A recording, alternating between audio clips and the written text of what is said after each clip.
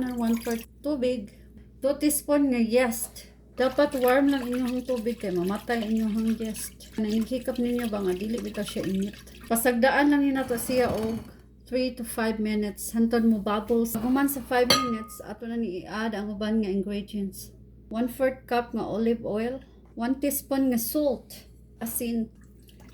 I-add na dayon na nato ang flour. 3 and 1/2 cups nga bread flour. Pwede ra mo magamit og all-purpose flour. I-anam-anam lang nato og add.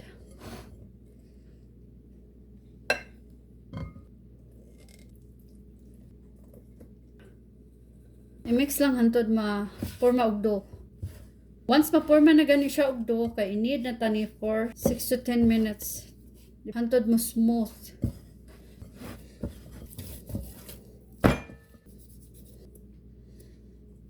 Smooth na siya.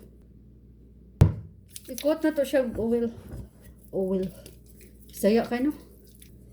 Kabira na to ni siya og kanang plastic wrap. Pwede ra gud towel inyo i-cover ano. Ito na siya patubuon og usa ka oras or hangtod mo double ang iyang size. Samtang naghuwat ta sa tungdong nga motubo, maghimo ta og butter. 1/3 cup melted butter, 1 teaspoon nga garlic powder, 1/4 nga olive oil, usa ka cup nga shredded parmesan. Dire na to ikot ang red bites. Mix lang gud na nimo siya. Ngani ra ni siya kadali. Pagluto mo ani kay ganahan jud yung mga anak ani. Kung balon sa eskwelahan, ani ra siya. So sana to ang bread ikahuman. Itubo na tong dough. In pan, na ay parchment paper. Ito ni siya ibalhin dire kay ako ni siya i-cut. I-deplete lang na ninyo para mawala ang excess nga air. Tungaon lang ni nato siya. Forma lang na nimo siya vlog.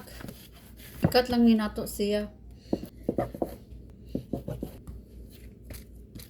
Dayon formahon ni mo siya kuan. Naon lang gud.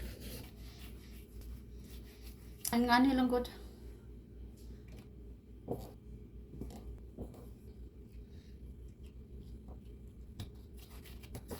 Simple lang ni siya mo. Ang ngani lang siya katasaw. Ikot na to ni siya sa katong atong gihimo ganiha. Ano lang siya. Dayon ibutang na to siya ani sa baking tray nga na parchment paper. I-arrange lang gud nimo siya.